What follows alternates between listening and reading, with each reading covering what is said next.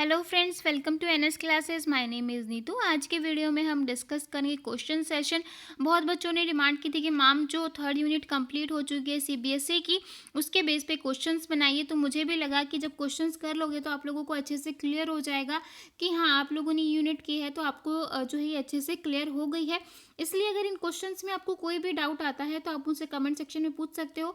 Total जो है वो 50+ क्वेश्चन आज हम डिस्कस करने वाले हैं। इस वीडियो में मैंने टॉपिक क्वेश्चंस कवर कौन कौन से टॉपिक से जो जो हमने पढ़ा है सारे टॉपिक से आपके क्वेश्चन जो है वो कवर होंगे। आज की जो क्लास है वो लेक्चर 6 है। अगर किसी ने पहले के 5 लेक्चर नहीं देखे तो प्लीज़ जाके चेकआउट कर लीजिए, ताकि ये क्वेश्चन सेशन वाला जो आज की वीडियो आपको करने में मज़ा आए। ठीक है, और आप लोगों को ये तो पता ही है कि हम किसकी यहाँ पर प्रिपरेशन कर रहे हैं।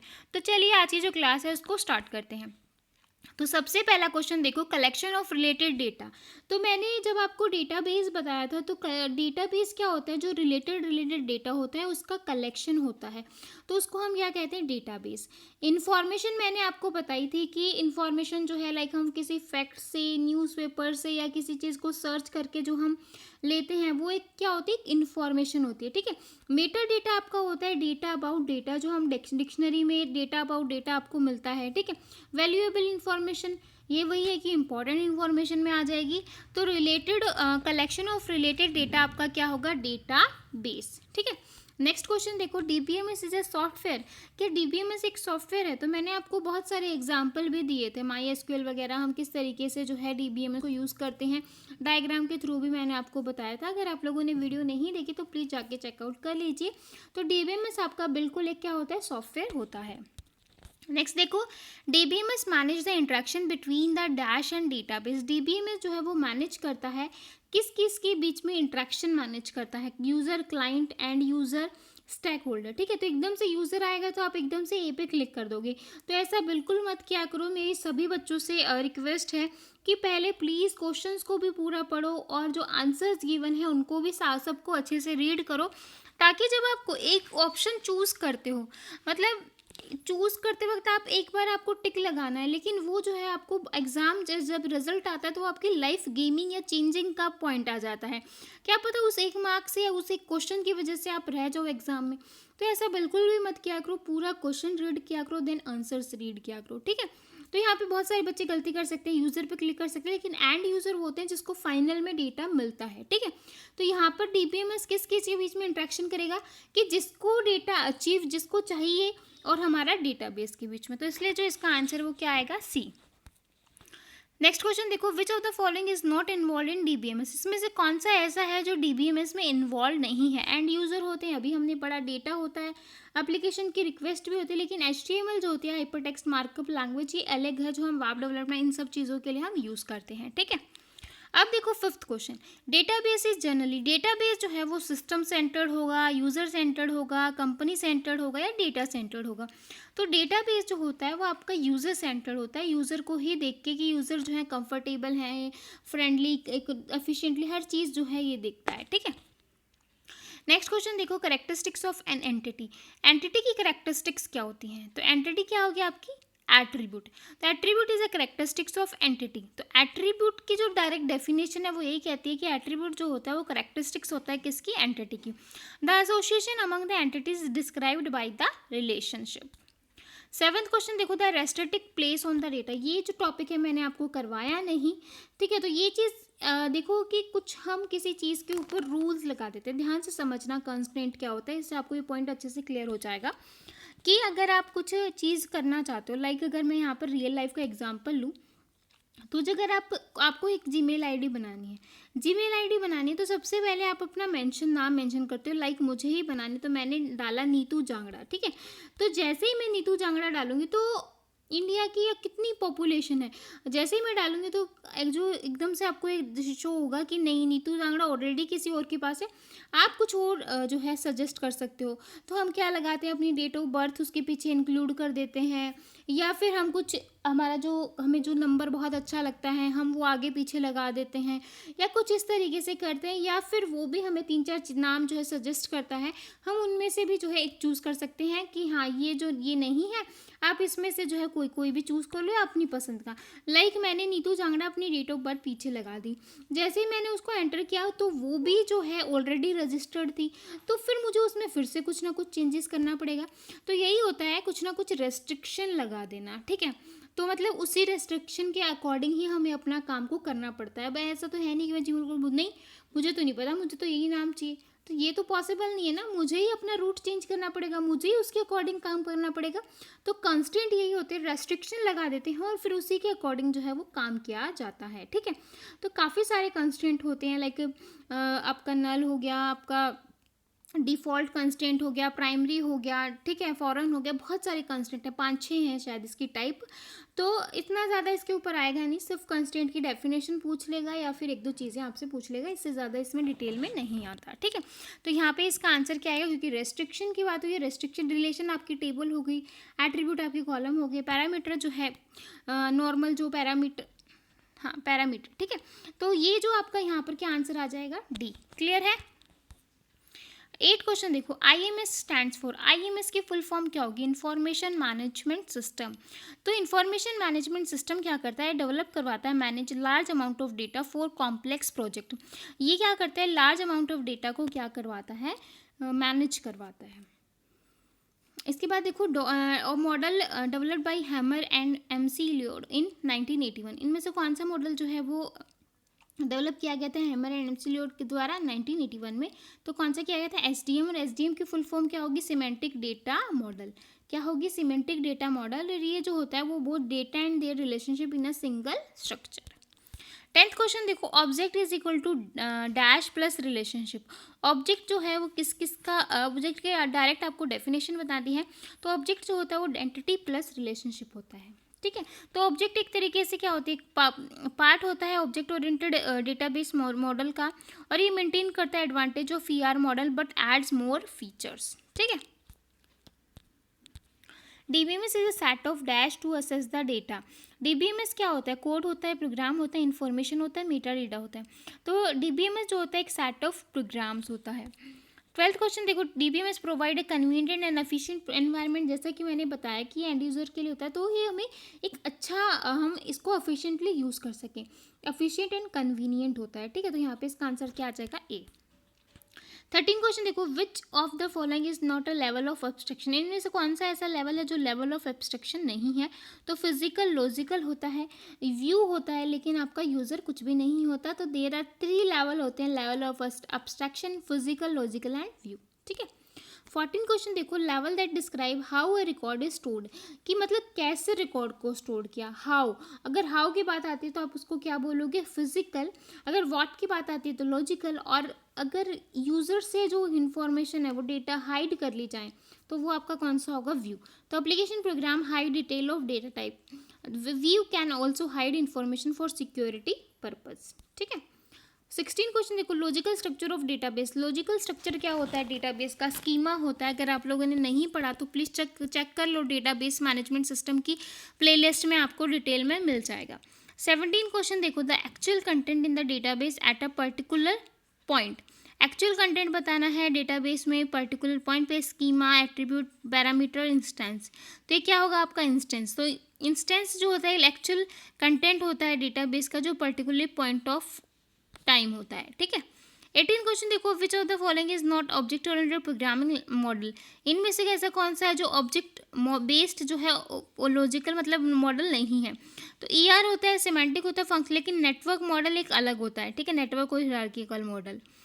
तो SQL क्या होता है, SQL हम क्यों यूज़ करते हैं, रिलेशनल्स के लिए, टेबल्स बनाने के लिए, टेबल में इंसर्ट, डिलीट, अपडेट, ये सारी चीज़ें करवाने के लिए। तो SQL क्या होगा, रिलेशन। और रिलेशन आपका क्या है, टेबल, जिसके अंदर आपके रो और कॉलम होते हैं। 20 क्वेश्चन देखो, level that describing data are stored in a database and the relationship among the data, that is called logical database. अब देखो की बेस्ड को MCQ, ठीक है। तो की बेस्ड MCQ देख लेते हैं ताकि आपको और अच्छे से क्लियर हो जाए। तो सबसे पहले देखो प्राइमरी की, प्राइमरी की आपकी क्या कहती है। तो यहाँ से आप देख सकते हो प्राइमरी की, सुपर की, कैंडिडेट की, ऑल्टरनेट की, कंपोजिट की और फॉरेन की, ये सब हम पढ़ चुके हैं। अगर आपको और डिटेल में देखना है तो आप डेटाबेस मैनेजमेंट सिस्टम की प्लेलिस्ट को चेक कर लेना, ठीक है। तो सबसे पहला क्वेश्चन देखो, how can a SQL developer add अ की ऑन अ टेबल।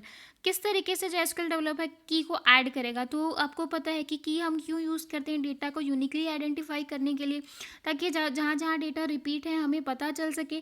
तो टेबल को क्रिएट करने के लिए, ऑल्टर करवाने के लिए, एसक्यूएल सर्वर प्रॉपर्टीज विंडो के लिए, तो इन सारी चीज़ों के लिए हम क्या यूज़ करते हैं, की का यूज़ करवाते हैं, ठीक है। अब देखो, डैश अ की इज़ अ मिनिमल सुपर की। तो जब हम सुपर की होता है लाइक, अब ये देखो ए जो है वो भी जैसे एक उसमें एक टेबल में आपका ए बी सी डी है, तो ए जो है वो सारे ही वेरिएबल को फाइंड आउट कर सकता है और एक ए बी भी फाइंड आउट करता है। तो यहाँ पे मिनिमम सुपर की आपकी कौन सी होगी, कैंडिडेट यही लोगे ना आप, ए बी को थोड़े लोगे। जब ए ही सबको फाइंड आउट कर रहा है एक से ही, तो आप ए बी को क्यों लोगे, ठीक है। तो यहाँ पे मिनिमम सुपर की जो होती है वो आपकी क्या होगी, कैंडिडेट की होगी। इसके बाद देखो, which of the following is not की इन एसक्यूएल सर्वर। इनमें से कौन सी जो की है वो आपकी एसक्यूएल सर्वर में नहीं है, प्राइमरी, फॉरेन, ऑल्टरनेट या सेकेंडरी। तो एक्सेप्ट सेकेंडरी जो है, बाकी जितनी भी प्राइमरी, फॉरेन और ऑल्टरनेट, और आपका जो मेन एग्जाम में क्वेश्चन आएगा वो प्राइमरी की पूछ लेगा, कैंडिडेट पूछ लेगा, या फिर बता देगा कि कौन सा निकाले, किस तरीके से इसमें कैंडिडेट की कौन सी होगी। तो आपको ऑप्शन दे देगा, रिलेशन बना के दे देगा, ठीक है। उसके बाद जो है आपसे फॉरेन की भी पूछ सकता है क्वेश्चन, क्योंकि कई बार एग्जाम में देखा है सेकेंडरी की जो है आपके एसक्यूएल सर्वर पे नहीं होती, ठीक है। फोर्थ क्वेश्चन देखो, what is the true about unique and primary की। प्राइमरी की के जो रिगार्डिंग जो है कौन सा ट्रू है। Unique can have multiple null value. तो क्या प्राइमरी की में आपकी मल्टीपल नल वैल्यू होती है, बिल्कुल भी नहीं होती। जो आपकी प्राइमरी की होगी वो यूनिक होगी और उसमें नल वैल्यू नहीं होगी। Unique can have a single null value but primary can not even single value. Unique में जो है आपका नल वैल्यू होगा, लेकिन प्राइमरी जो है, जैसे कि मैंने कहा कि प्राइमरी के अंदर हम नल वैल्यू नहीं लेते। Both can have duplicate values. तो दोनों में जो है डुप्लीकेट वैल्यूज़ हो सकती है, लेकिन जो आपका प्राइमरी की और जो यूनिक है, इनमें यही क्या होता है, एक मेन डिफरेंस है, ठीक है। तो ट्रू बताना है यहाँ पे। तो ट्रू क्या होगा, दोनों में डुप्लीकेट वैल्यू होती है। प्राइमरी की कौन सी होती है, जो बिल्कुल यूनिक हो, जो बिल्कुल जिसमें ना ही कोई नल वैल्यू हो, ना ही कोई डुप्लीकेट वैल्यू, यही बोलते हो ना। तो यहाँ पे डुप्लीकेट वैल्यू आ रहा है, इसलिए क्या हो जाएगा, फॉल्स आ जाएगा, क्योंकि हमें ट्रू बताना है। तो ये तो होगा ही नहीं, तो यहाँ पे आपका आंसर क्या आ जाएगा, बी।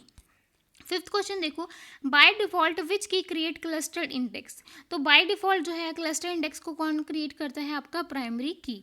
सिक्स्थ क्वेश्चन देखो, a key which a set of one or more column that can be identify a record uniquely is called candidate key. तो कैंडिडेट की जो होता है वो कॉम्बिनेशन होता है एट्रीब्यूट का, जो यूनिकली यूज करते हैं identify a database record without any extraneous data.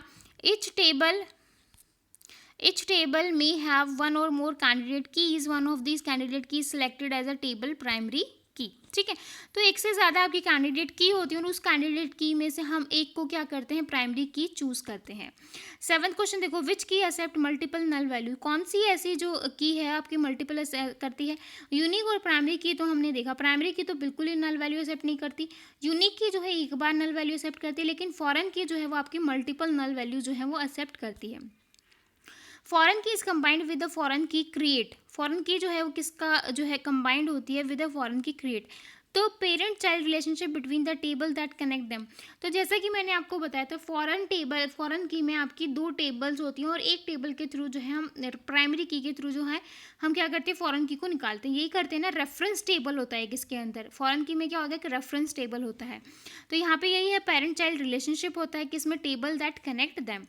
इसके बाद देखो, which one of the following attribute can be taken as a primary key. कौन सा जो है एट्रीब्यूट, लाइक नेम सेम हो सकते हैं, गली नंबर सेम हो सकता है, डिपार्टमेंट, लेकिन जो आईडी सबको मिली होगी वो क्या होता है, डिफरेंट डिफरेंट होता है, ठीक है। लाइक सबके आधार कार्ड पे जो आधार कार्ड नंबर है वो सबका डिफरेंट डिफरेंट होगा, तो वो क्या होगा, आपका प्राइमरी की होगा ना, कि भाई ना तो उसमें कोई नल वैल्यू है, ना ही जो है रिपीटेशन है या डुप्लीकेट वैल्यूज है, सबकी क्या है, यूनिक वैल्यू। तो यहाँ पे जो है आईडी जो है आपका क्या होगा, प्राइमरी की होगा। इस तरीके के भी एग्जाम में क्वेश्चन आ सकते हैं। A dash is a property of the entire relationship rather than the individual tuple in which is tuple is unique. तो की मैंने आपको जैसा कि कहा कि की डेफिनेशन ही यही कहती है कि वो यूनिकली आइडेंटिफाई करती है डेटा को। तो यहाँ पे हमारा आंसर क्या आ जाएगा, की। द सबसेट ऑफ सुपर की इज कैंडिडेट की अंडर व्हाट कंडीशंस। तो सबसेट की जो होती है वो सुपर की होती है किसका, कैंडिडेट की का, जैसे अभी हमने देखा। तो यहाँ पे क्या होगा, no proper subset is a super key, कोई प्रॉपर सबसेट नहीं होगा। तो subset is a set can not the define set same set, candidate key is a set from a super key which can not be whole of the super set. ठीक है, candidate की क्या होता है, minimum होती है super की। इसके बाद देखो, which one of the following is a set of one or more attribute taken collectively to uniquely identify a record, तो इसको आप क्या कहोगे, सुपर की। इसके बाद देखो, dash integrity constraint require that the value appearing in special attribute of any tuple in the referencing relation. जैसे ही रेफरेंसिंग आएगा तो आप समझ जाना कि हम रेफरेंशियल या फिर हम किसकी बात कर रहे हैं, रेफरेंस की बात कर रहे हैं। ठीक है, appear in specified attribute at least one tuple in the reference relation. ठीक है, तो यहाँ पे आपका क्या आ जाएगा, रेफरेंशियल। ए ऑप्शन आपका करेक्ट होगा। रिलेशन से R1 में इंक्लूड, ये आप देख लेना। ठीक है, वैसे हम कर चुके हैं। इसके बाद देखो, dash is one of the one in which the primary key of one relation is use as a normal attribute in another relation. ठीक है, तो यहाँ पे भी आपका क्या आ जाएगा, रेफरेंस रिलेशन आ जाएगा। इसके बाद देखो, attribute is an relation is a foreign key if the dash key from one relation is used as attribute in that relation. ठीक है, तो आप इसको क्या कहोगे, प्राइमरी की कहोगे। इसके बाद देखो, एसक्यूएल के बेस पे आपके क्वेश्चंस हैं कि एसक्यूएल पे बेस पे आपके कैसे कैसे क्वेश्चन आते हैं वो देख लो। तो मैंने आपको एक कमांड बताई थी, data definition, language manipulation, data control, data जो है ट्रांजेक्शन कंट्रोल और डेटा जो है। तो इनमें क्या था आपका, इनमें क्या था, डीडीएल में आपकी ये सारी कमांड थी, क्रिएट करवा रहे थे। डीडीएल में जो स्ट्रक्चर से रिलेटेड था कि स्ट्रक्चर में कुछ चेंज करना है, स्ट्रक्चर में कुछ डिलीट करना है, स्ट्रक्चर में कुछ ऐड करवाना है, तो ये आपका डीडीएल कमांड था। डीएमएल में क्या कहते हैं, इंसर्ट करवाना है, डिलीट करवाना है, अपडेट करवाना है, डिलीट करवाना है। डीसीएल डेटा कंट्रोल लैंग्वेज क्या कहती है, ग्रांट और रिवोक करवा रही थी। टीसीएल जो है आपका commit, roll back and save point करवाती है। और डीक्यूएल में हम क्या करवा रहे थे, सिलेक्ट करवा रहे थे। तो ये सारी चीज़ें हम डिटेल में कर चुके हैं। और ये जो डायग्राम है वो इतना ही इंपॉर्टेंट है कि यहीं से आपके जो है 5 या 10 क्वेश्चन कवर अप हो जाते हैं। और यहीं से ही आपका एक क्वेश्चन तो आपको देखने को मिलेगा, ये पूछेगा कि एसक्यूएल कमांड कौन सी है, या डीडीएल कमांड कौन सी नहीं है, डीएमएल कौन सी नहीं है या कौन सी होगी। इस तरीके के आपके पास बहुत सारे क्वेश्चन बन जाएंगे यहाँ से। ठीक है, तो इस डायग्राम को बहुत ही अच्छे से कर लेना, अच्छे से समझ लेना कि कौन सी कमांड में क्या क्या होता है। अब देखो question, which of the following constraint मैंने आपको बता ही दिया, जहाँ पे हम कुछ रूल, कुछ रेस्ट्रिक्शन लगा देते हैं। इंश्योर दैट द फॉरेन की value in the referencing relation must exist in primary की एट्रीब्यूट। जैसे कि मैंने कहा कि दो टेबल होती है, रेफरेंस होता है जिसमें हम प्राइमरी की लेते हैं, रेफरेंस लेते हैं, तो हम इसको क्या कहेंगे, रेफरेंस की कहेंगे। इसके बाद देखो, which of the following SQL statement will return all the tuple from relation named employee sorted in the descending order. तो मैंने आपको बताया था, असेंडिंग ऑर्डर भी करवाया था और डिसेंडिंग ऑर्डर भी करवाया था। तो हम क्या करेंगे, सिंटेक्स भी बताया था कि select star from employ table का नाम है। ठीक है, उसके बाद देखो, ऑर्डर बाई नेम डिस्क्रिप्शन, मतलब आपको क्या करना है, किस ऑर्डर में लगाना है नेम को, डिसेंडिंग ऑर्डर में लगाना है। क्योंकि ऑर्डर बाई में हम दो तरीके से लगा सकते हैं, असेंडिंग ऑर्डर और डिसेंडिंग ऑर्डर। ठीक है, तो हमें डिसेंडिंग लगाना है तो इस तरीके से हम लगा देंगे। सॉर्ट यूज़ नहीं करते, ऑर्डर बाय यूज़ करते हैं। तो यहाँ से डायरेक्ट ही गलत हो रहा है, क्योंकि ऑर्डर बाय ही हम यूज़ करेंगे, बाकी तो कोई है ही नहीं। ठीक है, अगर डायरेक्ट एलिमिनेट करना चाहो, सॉर्ट बाय कुछ नहीं होता, ऑर्डर कुछ नहीं होता, ऑर्डर के साथ बाय लगा होता तो कुछ देखते हैं, शॉर्ट भी कुछ नहीं होता। ठीक है, आगे देखो, which of the following keyword is use to eliminate duplicate tuple from the resultant relation. मतलब एक रिलेशन में से डुप्लीकेट वैल्यू टप्पल्स को एलिमिनेट करने के लिए हम क्या यूज़ करते हैं, डिस्टिंक्ट का यूज़ करते हैं। ठीक है, किसका यूज़ करेंगे, डिस्टिंक्ट का। इसके बाद देखो, which of these properties select value that match any value in a given list of a value, that is called like operator. The operation that is used to retrieve those tuple present in one relation, मतलब एक relation में present है लेकिन दूसरे में present नहीं है, तो हम कौन सा यूज़ करेंगे, माइनस का।